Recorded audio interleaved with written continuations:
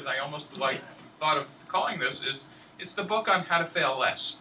Thank you. It was funny up here. He's a black card member. Black card member. Very smart. He's an experienced guy. So for this. fail less. That means you'll. All right. So I hope that answers. Yeah. So the book is built more like it's not something you'd pick up on your trip to Maui to read at the pool, right? It's more of That's where I wrote it, but it's more of an encyclopedia. It's a reference manual. It's a reference manual. Right. Yeah. And I wanted to take one piece of it and just get some experiences from a couple of people in the room, and then maybe we could analyze it. Because in my opinion, if I had attended this in early 2010, before the iPad launched, and we launched our game, I would not have failed quite so hard. I don't believe it. Was it your first startup? Yeah, pretty much. So here's the interesting thing. I want to test it on you. First-time entrepreneurs, when you hear advice like in the Startup Owner's Manual or 4 Steps to the Epiphany, you kind of file it away along with other interesting tidbits like the Fahrenheit to Celsius conversion table. It's kind of nice to have and whatever. But I got to tell you, you're talking like an entrepreneur who screwed it up and now actually has gone back and learned some lessons. I will contend that if I actually gave you this book the day you started your company, when you were feeling like the hot EA product manager, what are the odds you actually would have paid attention? Well, I had a full head of hair at that time, Steve, so I was probably... So the answer is you probably would have ignored it. Right? Confidence was at all-time high. No, but we won't go into that algorithm. But you see what I mean? And it's not a diss on anybody. It's just how we're wired. It's not till you actually have had, unless you're incredibly astute, and this room might be full of incredibly astute people, it took me 8 startups to kind of figure it out. Some people are a lot smarter. It's just that until you've had that, entrepreneurship is experiential. It's like getting the sex manual.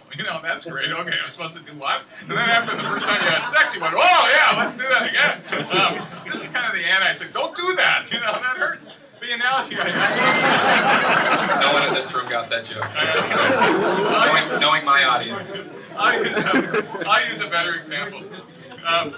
I still remember the moment I taught my younger daughter the word hot. My younger daughter was wired kind of like me, bouncing off of walls and whatever. And I remember, Sarah, fire's hot.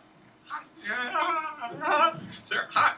And then I went, okay, and I just made sure there was nothing flammable around her, and she put her finger in her. Sarah's never forgotten the word hot, and we still remember that exact moment.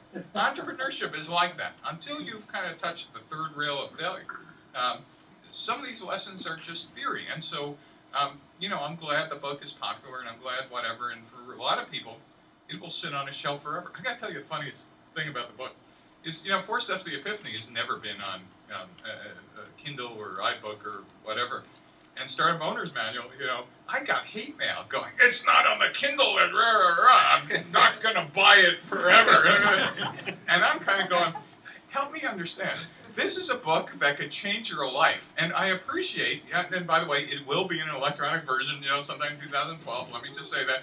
But just to kind of go, I'm going to hold my breath and turn blue until you, wait a minute, about 3,000 years ago, there were some guys who came down with a mountain and they were carrying stone tablets, and people made religions and they were carrying the tablets around. I mean, these aren't the tablets, but you don't have advice per pound. Guys, it's not, in fact, if you want lightweight advice, I'll be happy to give you other books on the Kindle, but when there is advice, you need to chase it. I remember flying to New York for 15-minute meetings. I did that multiple times in my life. If you're a killer entrepreneur, I don't care where the great advice is, and if it's chiseled in stone or bark or somewhere else, you will go after that, a great advisor or great someone else.